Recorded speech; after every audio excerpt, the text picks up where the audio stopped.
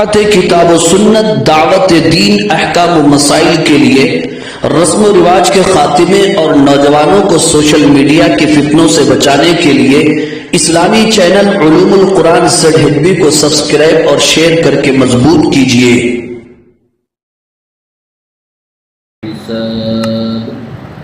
صدق اللہ العلی العظیم۔ میرے محترم بزرگوں اور عزیز دوستو، الحمدللہ ثم الحمدللہ، ابھی آپ حضرات کے سامنے 13ویں پارے کی سورہ ابراہیم کی آیت نمبر 39 سے آیت نمبر 41 تک گویا 3 آیتوں کی تلاوت کرنے کی سعادت عظمیٰ حاصل کی گئی ہے۔ بزرگوں اور عزیز دوستوں، ان آیات کا تعلق ان سے پہلی والی آیات ہی سے ہے، اس طور پر کہ ان سے پہلی والی آیات میں حق تعالی شانہ اللہ جل جلالہ عما نوالہ نے حضرت ابراہیم علیہ السلام کی مخصوص دعائیں نقل فرمائیں، جبکہ انہوں نے اپنی بیوی اور بچے کو وادی غیر ذی زرع میں بیت اللہ کے پاس اللہ تعالیٰ کے حکم سے اللہ تعالیٰ کے نام پر چھوڑ دیا۔ جب وہ چھوڑ کر واپس لوٹے، بیوی اور بچہ نظروں سے اوجھل ہو گیا، تو اس وقت حضرت ابراہیم علیہ السلام نے چند دعائیں مانگی، جن میں سے چند دعاؤں کا تذکرہ کل کے درس میں ہو چکا ہے اور چند دعائیں آج کے درس میں بیان کی جا رہی ہیں، سماعت فرمائیے۔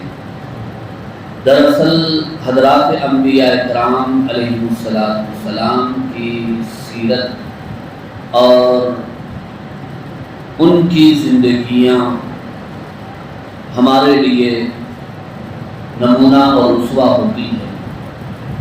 حضرت ابراہیم علیہ السلام کی یہ دعائیں ہمارے لیے بہترین نمونہ ہے کہ ہمیں دعاؤں میں کون سی دعائیں اللہ تعالیٰ سے مانگنا چاہیے۔ حضرت ابراہیم علیہ السلام نے پہلی دعا تو یہ مانگی تھی کہ اے اللہ اس شہر کو پرامن بنا دیجیے۔ دوسری دعا یہ مانگی تھی کہ ہمیں بت پرستی سے محفوظ فرما دیجیے، اور تیسری دعا یہ مانگی تھی کہ اے اللہ میری اولاد کو نماز کا پابند بنائیے، اور چوتھی دعا یہ مانگی تھی کہ لوگوں کے دلوں کو ان کی طرف مائل فرمائیے، اور پانچویں دعا یہ مانگی تھی کہ اللہ پھلوں سے ان کو روزی عطا فرمائیے۔ پھر دعاؤں میں حضرت ابراہیم علیہ السلام اللہ تعالیٰ کی حمد و ثنا، تعریف و توصیف بھی کرتے رہے ہیں۔ یہ دعا کی قبولیت کے لیے ضروری ہے کہ نہ صرف ہم اللہ سے دعائیں کریں، بلکہ دعاؤں میں اللہ تعالیٰ کی حمد، اللہ تعالیٰ کی تعریف اور ستائش بھی ہو، جیسا کہ سورہ فاتحہ جو نماز کی ہر رکعت میں تلاوت کی جاتی ہے۔ اس سورت کے کئی ایک نام ہیں، ایک نام سورۃ المسئلہ ہے، یعنی اللہ سے مانگنے والی یا اللہ تعالیٰ سے دعا کرنے کی تعلیم اس سورت میں دی گئی۔ اس میں سب سے پہلے اللہ تعالیٰ کی تعریف ہی ہے۔ تو حضرت ابراہیم علیہ السلام نے اپنی ان دعاؤں میں جگہ بجگہ اللہ تعالیٰ کی حمد و ثنا اور تعریف و توصیف اور بزرگی بیان فرمائی ہے۔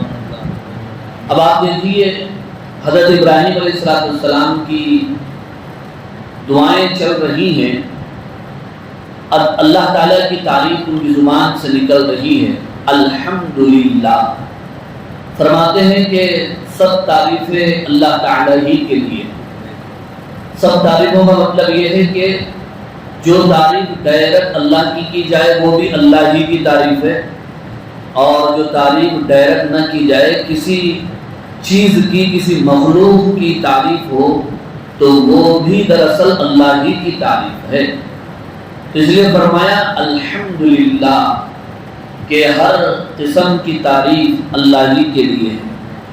الذی وہب لی، جس ذات نے مجھے عطا فرمایا، علی الکبر، بڑی عمر ہونے کے باوجود، اسماعیل و اسحاق، اسماعیل اور اسحاق کو۔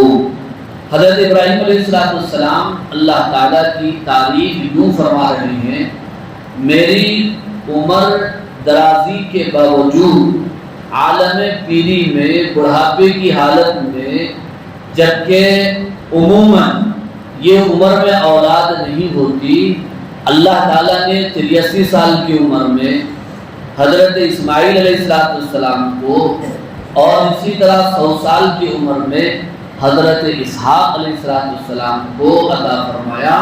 تو ابراہیم علیہ السلام کہتے ہیں اللہ میں آپ ہی کی تعریف کرتا ہوں، اس عمر میں بھی آپ نے مجھے اولاد سے نوازا، اور اولاد بھی کون سی؟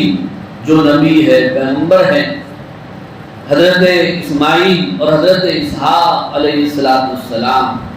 میں آپ کی تعریف کرتا ہوں اس پر۔ ان ربی، یقین جانو کہ میرا رب، لسمیع الدعاء، دعا کو سننے والا ہے۔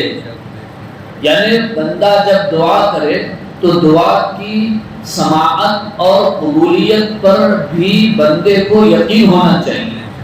یہ نہیں کہ بندہ دعا کر رہا ہے اور اس کا یقین بالکل یقین ہے، دعا تو کر رہا ہوں، پتہ نہیں دعا قبول ہوتی ہے یا نہیں ہوتی، تو پھر دعا قبول نہیں ہوتی۔ حدیث کے مفہوم میں ہے، میں بندے کے ساتھ ویسا ہی معاملہ کرتا ہوں جیسا بندہ میرے ساتھ خیال کرتا ہے، جیسا میرے بارے میں وہ سوچتا ہے۔ اور ایک حدیث مسلم شریف کی ہے، آپ صلی اللہ علیہ وسلم نے فرمایا، حدیث کا مفہوم یہ ہے کہ بندے کی دعا قبول ہوتی ہے جب تک کہ بندہ جلد بازی نہ کرے۔ جلد بازی کیا ہے؟ جلد بازی یہ ہے کہ بندہ دعا کرے پھر یوں کہتا پھرے کہ میری دعا تو قبول ہی نہیں ہوتی، میری دعا تو قبول ہی نہیں ہوتی، تو پھر اس کی دعا قبول ہی نہیں ہوتی۔ تو اللہ کی ذات پر امید رکھنا چاہیے دعا کرنے کے بعد۔ اب بندہ یوں دعا کرے نماز پڑھ کے اور مسجد کے باہر جانے کے بعد وہ کام بن جائے تو اسے تو کرامت کہیں گے، وہ اولیاء کرام کے ساتھ ہوتی ہے۔ یہ اللہ دعا قبول فرماتے ہیں، دنیا دار الاسباب ہے۔ جب دعائیں قبول ہوتی ہیں تو پھر ہمارے کام بننے کے اللہ تعالیٰ اسباب پیدا فرماتے ہیں، اور اسباب بننے کے لیے وقت لگتا ہے، ٹائم لگتا ہے، اس کے لیے کچھ عرصہ گزرتا ہے، تب تک بندے کو صبر کرتے رہنا چاہیے۔ فرمایا ان ربی لسمیع الدعاء، یقین جانو میرا رب دعا کو سننے والا ہے۔ پھر اس کے بعد حضرت ابراہیم علیہ السلام دوبارہ پھر وہی دعا کر رہے ہیں جو انہوں نے اس سے پہلے ایک مرتبہ کیا ہے۔ کیا دعا کرتے ہیں؟ ربی، اے میرے رب، اے میرے پالنہار، اے میرے پروردگار، اجعلنی مقیم الصلاۃ، مجھے نماز قائم کرنے والا بنا دیجئے، مجھے نماز کا پابند بنا دیجئے، وَمِن ذُرِّيَّتِي، اور میری اولاد کو بھی نماز کا پابند بنا دیجئے۔ اب آپ دیکھیے حضرت ابراہیم علیہ السلام جیسے جلیل القدر نبی اور پیغمبر جو خلیل اللہ ہیں، وہ دعا مانگ رہے ہیں اس بات کی کہ اللہ مجھے اور میری اولاد کو نماز کا پابند بنا دیجئے۔ اس سے اندازہ لگایا جا سکتا ہے کہ نماز کتنی عظیم اور بڑی عبادت ہے، اور دعا مانگنا چاہیے ہمیشہ کہ اے اللہ ہمیں نماز کا پابند بنا دیجیے۔ حضرت ابراہیم علیہ السلام کی دعاؤں سے ہمیں اس بات کا پتہ چلتا ہے کہ اپنی دعاؤں میں یہ دعا شامل کر دینا چاہیے کہ اللہ مجھے نماز کا پابند بنا دیجیے۔ پھر دعا مانگ رہے، پھر آگے بار بار کہتے ہیں ربنا، اے ہمارے رب۔ اللہ تعالیٰ کے بے شمار صفاتی نام ہیں، ان تمام صفاتی ناموں میں حضرت ابراہیم علیہ السلام کی زبان مبارک سے جو صفاتی نام بار بار ادا ہو رہا ہے وہ ہے رب۔ رب کے معنی پالنے والے، پرورش کرنے والے، اپنی مخلوقات کی تمام ضروریات پوری کرنے والا، اس سے کہا جاتا ہے رب۔ تو حضرت ابراہیم علیہ السلام بار بار ربنا کہتے ہیں، کہیں ربی کہتے ہیں، وتقبل دعا کہتے ہیں، اے اللہ آپ میری دعا قبول فرما لیجیے۔ اب آخری دعا حضرت ابراہیم علیہ السلام کی دیکھیے، ربنا اغفر لی ولوالدی وللمؤمنین، اے ہمارے پروردگار آپ میری مغفرت فرما دیجئے اور میرے ماں باپ کی مغفرت فرما دیجئے اور مومنوں کی مغفرت فرما دیجئے۔ اس دن جس دن حساب قائم ہوگا، انہیں خاص طور پر مغفرت کی دعا یوم حساب کے لیے یعنی قیامت کے دن کے لیے طلب کی اللہ تعالیٰ کے دربار میں۔ اب یہاں پر دیکھیے اپنی مغفرت کی دعا، یہ تو ہر بندے کو چاہیے کہ اپنی مغفرت کی دعا کرے۔ انبیاء اکرام علیہ السلام معصوم ہوتے ہیں، گناہوں سے پاک ہوتے ہیں، پھر بھی اللہ سے دعائیں مغفرت کر رہے ہیں، تو ہم گناہگاروں کے لیے، خطاکاروں کے لیے بڑی عبرت آمیز بات ہے، سبق آموز بات ہے۔ پھر دعا مانگ رہے ہیں ولیوالدی، اے اللہ میرے والدین کی مغفرت فرما۔ تو بزرگوں اور عزیز دوستو، اس سے بات کا پتہ چل رہا ہے دعائے مغفرت نہ صرف اپنے لیے بلکہ اپنے والدین کے لیے بھی کرتے رہنا چاہیے۔ لیکن ایک سوال یہاں پر یہ پیدا ہوتا ہے کہ جہاں تک حضرت ابراہیم علیہ السلام کی والدہ کے بارے میں ہے وہ تو مومنہ ہوگی، تو اگر وہ اپنی مومنہ ماں کے لیے دعائے مغفرت کر رہے ہیں تو کوئی حرج نہیں، لیکن ان کے والد کے لیے جو بت گر تھے، بتوں کے بنانے والے، باغی الاصنام، بتوں کے بیچنے والے، تو اب ایک کافر کے لیے دعائے مغفرت کی جا سکتی ہے یا نہیں کی جا سکتی؟ حضرات المفسرین نے یہ نقطہ اٹھایا ہے، سوال اٹھایا ہے اور خود ہی جواب بھی دیا ہے۔ تو وہ خود مفسرین یہ لکھتے ہیں، علماء اکرام یہ لکھتے ہیں کہ ایک کافر کے لیے جب تک اس کی موت نہیں ہوئی، ابھی وہ زندہ ہے، دنیا کے اندر ہے، تو اس کے لیے مغفرت کی دعا کی جا سکتی ہے، اس نیت سے کہ اللہ تعالیٰ اسے معاف فرما کر ایمان کی دولت سے مالا مال فرما، اس ارادے سے کہ اللہ اسے معاف فرما کر مسلمان بنا دے، ایمان کی دولت اسے دے دے، اس نیت سے زندہ کافر کے لیے دعائے مغفرت کرنے میں کوئی حرج نہیں۔ لیکن ایک آدمی وہ ہے، اللہ ہماری حفاظت فرمائے، حسن خاتمہ فرمائے، کلمے والی موت عطا فرمائے، ایک آدمی وہ ہے جو کفر کی حالت میں دنیا سے چلا گیا اور اس کا کفر کی حالت میں مرنا ہمیں اچھی طرح معلوم ہے، تو اب اس کے لیے مغفرت کی دعا نہیں کی جا سکتی۔ یہ تو ایسے ہی ہو گیا، مر گیا مردود، اب فاتحہ نہ درود، ختم۔ جو ایسا آدمی جس کے بارے میں کنفرم ہے، معلوم ہے کہ وہ کفر کی حالت میں دنیا سے چلا گیا، جان بوجھ کر بھی اگر کوئی ایسے کافر کے لیے دعائے مغفرت کرتا ہے تو پھر اس کا ایمان ہی خطرے میں ہوتا ہے، کیونکہ اللہ رب العزت نے خود بیان فرمایا کہ جو آدمی کفر کی حالت میں چلا گیا میں اسے معاف نہیں کروں گا، بقیہ جسے چاہے اسے معاف کر سکتا ہوں یا نہیں کر سکتا، یہ میری مرضی کی بات ہے۔ لیکن اللہ نے یہ دستور بتا دیا، اس بات کا اعلان کر دیا، کافر اور مشرک کی بخشش نہیں ہوگی موت کے بعد۔ شرک اور کفر سے توبہ کا دروازہ تو زندگی کے اندر ہے، وہ تو ختم ہو گیا، اس کا چانس اور موقع ختم ہو گیا۔ تو حضرت ابراہیم علیہ السلام اپنے والد آزر کے لیے جو کافر تھا دعائے مغفرت کر رہے ہیں۔ ہو سکتا ہے کہ اس وقت حضرت ابراہیم علیہ السلام کے باپ آزر زندہ ہوں گے، اس لیے دعا کر رہے ہوں گے، یا مفسرین دوسرا جواب یہ دیتے ہیں کہ اگر آزر کا انتقال ہو چکا اور حضرت ابراہیم علیہ السلام دعائے مغفرت کر رہے ہیں تو یہ ہو سکتا ہے کہ اس وقت تک حضرت ابراہیم علیہ السلام پر اس بات کی وحی نہ آئی ہو کہ کافر کے لیے موت کے بعد دعائیں مغفرت کرنا جائز نہیں. اس کے بعد جو ہے اللہ تعالیٰ نے بتا دیا. یہ جوابات دیے ہیں حضرات مفسرین نے. کبھی کبھی ایسا ہوتا ہے لوگ کہتے ہیں کہ فلاں بھائی یعنی ہندو بھائی بیمار ہے اس کے لیے دعا کیجیے. کبھی مسجدوں میں بھی اعلان ہو جاتا ہے. تو بات یہ ہے کہ ہم کافر بھائی یعنی اپنے برادران وطن کے لیے دعائیں صحت کر سکتے ہیں اس نیت سے کہ اللہ صحت دے دے ہدایت دے دے. پہلے ہدایت کی نیت کرنا کہ اللہ اس کو ہدایت دے, اسے معاف فرما دے, اسے ہدایت دے دے. زندہ ہے نا ابھی تو دعائیں صحت کر سکتے ہیں, دعائیں معافی بھی کر سکتے ہیں. لیکن کفر کی عادت میں دنیا سے اگر چلا گیا تو اب اس کے لیے دعائیں مغفرت کرنا جائز نہیں.